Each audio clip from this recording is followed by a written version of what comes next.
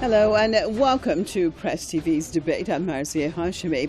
Well, the USA does not seem to mind if the whole world knows where its priority and loyalties lie. This as the new Secretary of State Mike Pompeo inaugurates his first overseas trip to nowhere other than the Middle East. Riyadh and Tel Aviv are the main stopping points on this trip, as these three entities seem to be more worried about Iran's growing influence in the region rather than terrorism. Stay with us as we take a look at all of this on this debate. The Iran nuclear deal still hangs in the balance, with U.S. officials sending mixed signals as to what President Donald Trump will do when he is to announce on May the 12th if he extends sanctions relief for Tehran.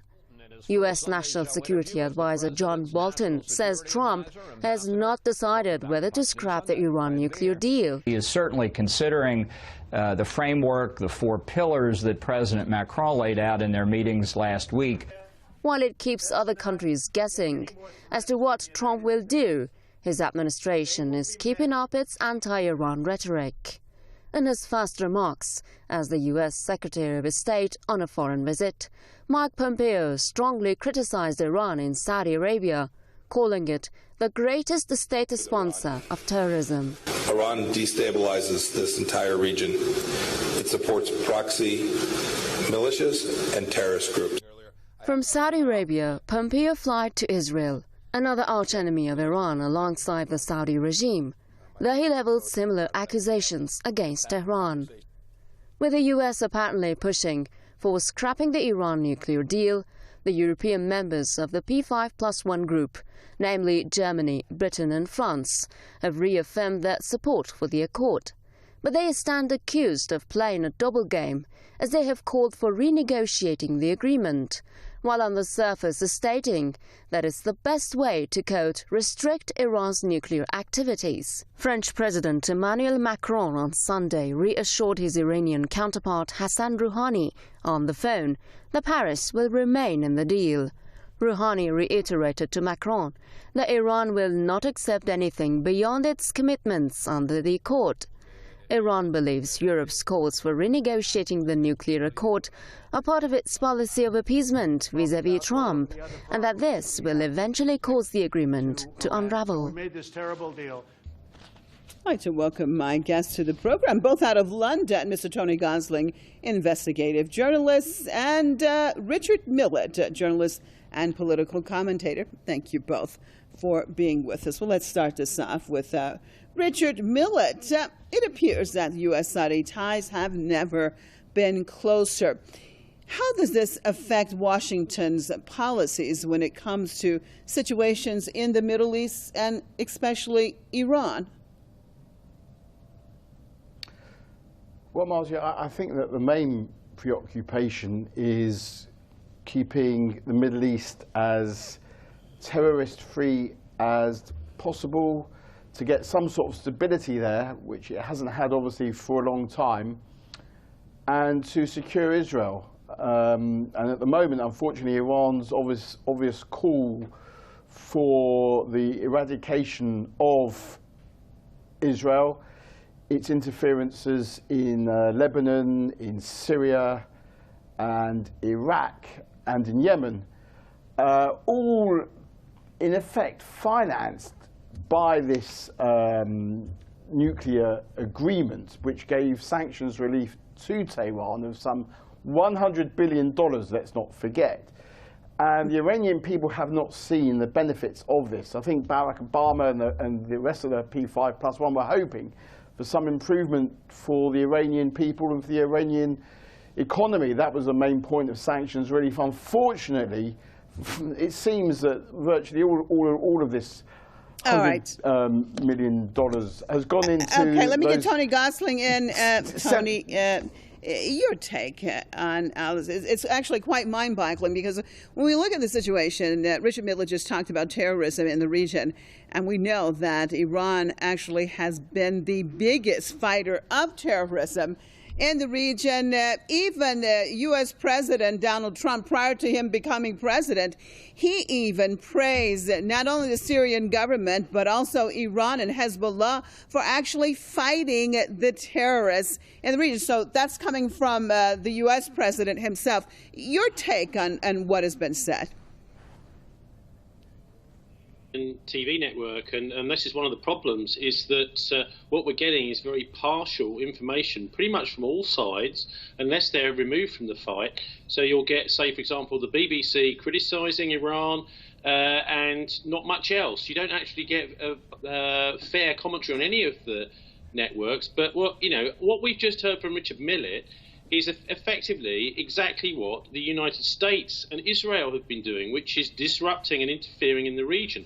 There wouldn't be this conflict in Syria if it hadn't been for the intervention and the interference of the United States. A lot of the problems have come from the British and the US creation, if the first people to recognise the Zionist state and the state of Israel. And I think it's a bit rich to hear from Richard that the Israel is under threat when it's done things like occupy and take over the Golan Heights, which just happens to be rich in oil, and Rupert Murdoch's Fox network, and he also is a stakeholder in Genie Energy in the Golan Heights. So he's got the TV networks, for example, over in the West have got a vested interest in seeing the Golan Heights retained as Israeli property, where actually they're part of Syria under international law. So all the destabilization of Syria has really helped Israel quite a lot in destabilizing the neighboring country. So it starts to look as if the Golan Heights are just going to become Israel's because everything has been so disrupted in Syria. But there's Mike Pompeo is an interesting character, isn't he? He's a new face on the scene. We seem to be changing senior staff in the US government almost every week, and he talks about things like the Iranian threat.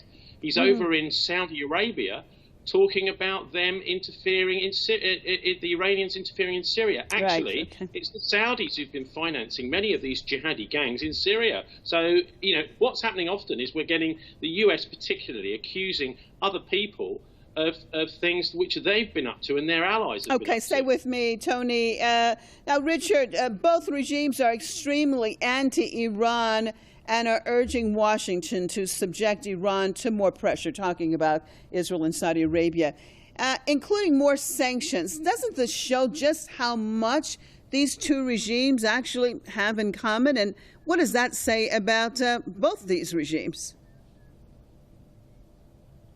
Oh, you speak of a regime. I mean, Israel's government is democratically elected, unlike Saudi Arabia, unlike Iran. Iran and Saudi Arabia, unfortunately, are theocratic dictatorships that oppress their own people, at least the Israelis. Richard Millett, first of all, there are elections in Iran, and we're not talking about Iran's elections right now, though Iran definitely has had many since 1979. But we're talking about the Israeli regime meaning that it excludes the rights of so many people, and we see what is being done with the Palestinians. But that is not the topic at hand right now. Can you answer the question? Well, I mean, there's no free and fair elections in Iran at all. And many Arabs, as you know, 20% of Israel has an Arab population. And the Palestinians are even far better off than living under some of the theocratic regimes that we're seeing in other Arab countries. But with 40 Palestinians what you don't dead, understand is that the Israeli... Tony, I gave you your chances to come out with your extreme conspiracy theory. Can at least get some sense? Speak some sense, please. By Israeli soldiers. Tony, listen, Tony. We know, Tony. Respect freedom of speech. We know that you don't like freedom of speech. Okay, go ahead, Richard. Go ahead, Richard. But let me speak. Go ahead, Richard. Thank you. Israel would like there to be peace with Iran. Israel has nothing against the Iranian country, against the Iranian people. There was peace between Iran and Israel before 1979, when there was this takeover, unfortunately, of the Iranian people by Ayatollah Khomeini. ever since then, the relations obviously between Israel and Iran has gone downhill to the extent that Iran wishes to eradicate and annihilate the Jewish state. Now, anyone that wishes to do that to another country is beyond the pale. Okay. That is an all right. Let me get Tony Gosling back in. Let me get Tony back in on this. It's interesting because if we look at what the Israelis are doing, and especially as you were just pointing out to the last few weeks in Gaza, and how many Palestinians have been killed just with peaceful protesters protesting, it is absolutely mind-boggling. It is mind-boggling to think that the Israeli regime is anything but a regime. But Tony, when Saudi Arabia is involved in a deadly bombing campaign of Yemen that has taken over 14,000 lives, and Israel, as I've just talked about, killing tens of peaceful Palestinian protesters during the last week, and Washington basically pleads allegiance to these regimes. I mean, what is that saying about the United States and its priorities? Well, the priority is actually we've now got Netanyahu virtually is Mike Pompeo. They're very, very close, and they agree on everything. And this shows how powerful the Israel lobby has been in the United States in actually getting rid of Rex Tillerson, who wasn't 100% behind Netanyahu. Pompeo seems to be 110% behind him. We also had the intervention in London, which was exposed by Al Jazeera, which is maybe one of the reasons why the Saudis want Al Jazeera closed down, which was the Israeli political attaché, Shai Massot, saying he's got a £1 million slush fund in order to influence the British opposition political parties in Israel's favour, and then are threatening to take out a Tory defence minister. I don't think he meant to kill him. He meant to actually get him removed from power. So the Israeli lobby is very active. It's very effective, and particularly in Britain and the United States. And it's a bit rich to hear Iran accused of being a theocracy, when what we've effectively got in Israel is a Christian Zionist and Jewish Zionist theocracy, which is also racist, and they just want the Palestinians gone. They're not even as like the South Africans were, an apartheid state.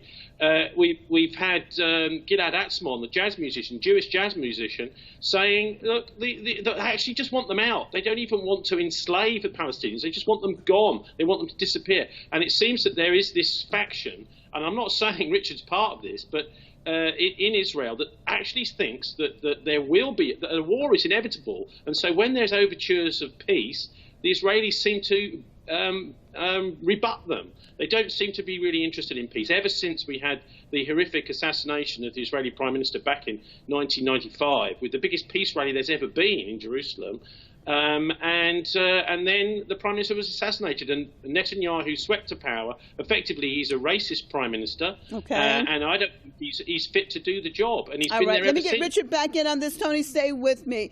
Richard, Iran seems to be the main topic of conversation for Pompeo in both Riyadh and Tel Aviv. Why is it that Iran is the thorn in the side of both these entities? Tony makes me laugh to say that Israel wants to get rid of the Palestinians. The Palestinian population is growing consistently, as is the Arab and Muslim population inside Israel. So if Israel wants to get rid of them, it's not doing a very good job, seeing as the populations are continuously growing. So this conspiracy theorist, Tony, has to really look at his arguments and revisit them. As I've said before, when Iran is dedicated itself, instead of looking after its own people, is pumping this $100 million of sanctions relief into Hezbollah and Hamas, into terrorist Hezbollah in Lebanon, terrorist Hezbollah in Syria, the terrorist Houthis in Yemen, So basically, any entity, in your perspective, Richard, any entity, any group that actually fights for its own independence, for its own rights, is labeled a terrorist by you. Is that your definition of terrorism? But not Daesh, but not Al-Nusra Front. No, of course, Daesh are also terrorists on a par with Hezbollah. Interesting, because Hezbollah is actually fighting Daesh. That's a very interesting dichotomy. No doubt about that. And Iran has obviously fought Daesh, and that's probably the only one positive that the Iranian regime has actually done fighting. What does that mean, Daesh. though, Richard? So if the Iranian government, if the Iranians and Hezbollah are fighting against Daesh, who you just admitted now are actually terrorists, and also al-Nusra Front, however, Israel, as we know, actually treated some of those same terrorists from al-Nusra Front. So what does that mean here, then, Richard? Who is the terrorist and who is supporting the terrorists and who is fighting the terrorists? Well, Israel was treating Syrian civilians. But the only reason Iran has been fighting Daesh is because Iran wants to establish, like it's taken over Lebanon. Lebanon is now functioning under Iran's control. We'll find Syria also functioning under Iran's control, like Iraq is functioning under Iran's control, and Yemen is functioning under Iran's control. So Iran is the main terrorist destabilizing, unfortunately, the Middle East. And Saudi Arabia and Israel's role in destabilization in this region. Your perspective on that, Richard? Yes, Saudi Arabia also, is terrorist sympathies, unfortunately. But at least the new Crown Prince is actually trying to concentrate on his people and put his people in focus, try to alleviate the problems of his people. That's all right, let me get you back in this, Tony. Let me get you back in here, Tony. Iran isn't doing that Tony, at all. your take. Stay with me, Richard. Tony, your take on all this. And we look at it, in your perspective, what really is it about Iran that both Saudi Arabia and Israel want to cause as many problems as possible? And we see that the focus for those two entities are actually not dealing with terrorism, but actually dealing with Iran. Well, what we're hearing at the moment and what we're seeing is what the military call the hardening of the sides. That is to say, pre-conflict, what you find is anybody that's an independent actor is forced through circumstances to take one side or another, and that's what's happening in the Middle East. Now, this should be a warning sign to everybody, including Richard, that conflict could be coming. Now, when Trump calls the JCPOA, the nuclear deal, a terrible deal, he couldn't be more wrong, because this deal, as the Europeans have had to bang his head, well, gently anyway, against the wall to show him, is actually the best bet there's been for Middle East peace since the Oslo Accords, which Netanyahu has made such a mess of. Back in 1995, the Oslo Accords were looking at actually giving autonomy to the Palestinian settlements, and it was effectively a two-state solution, and it was going to actually mean that there was no more interference by the Israeli government in Palestinian affairs, and they were going to be left to run their own thing. So that was it's absolutely wrong to say it's a terrible deal. It's a fantastic deal. And Macron has also pointed out to Trump that the Paris climate talks were a fantastic deal as well. So Trump needs, I think, a good listen to what some of his European friends are telling him. And let's remember that Europe is much closer to the Middle East than the United States. It's very easy to sit in Washington and pontificate on what shouldn't happen, whatever it is, about 5,000 miles away. And also, we heard today, haven't we, at Deir ez-Zor, more conflict by the West and NATO's proxy armies. I mean, we're hearing all the time from Richard about Iran's proxy armies, but look at today. Just today in Deir ez-Zor, we are having the forces of Syria, mainly the Syrian Arab army, having to face down these proxy armies of the West. I think what's happening in Syria is slowly but surely, with Russian help, the Iranian and mainly the Syrians are whittling away at these terrorists. Okay. And I think ultimately they have to go. I mean, and maybe there'll be some sort of decision about what happens. All right, stay with me. Stay with me. Let me get Richard back in on this. My final point is it all suits Israel. Tony, stay with me. Richard, Donald Trump's cabinet is more hawkish now than ever before. With such a cabinet, what do you think is likely now going to happen with this situation? And there's so, excuse me, so much animosity against Iran. Oh, you need to have a glass of water. Hope you're okay. I love Tony. I love Tony. It's the Zionists. It's all Israel, Israel. The Zionists, the Jewish state, blah blah blah. This guy's a typical Corbynista extremist, unfortunately.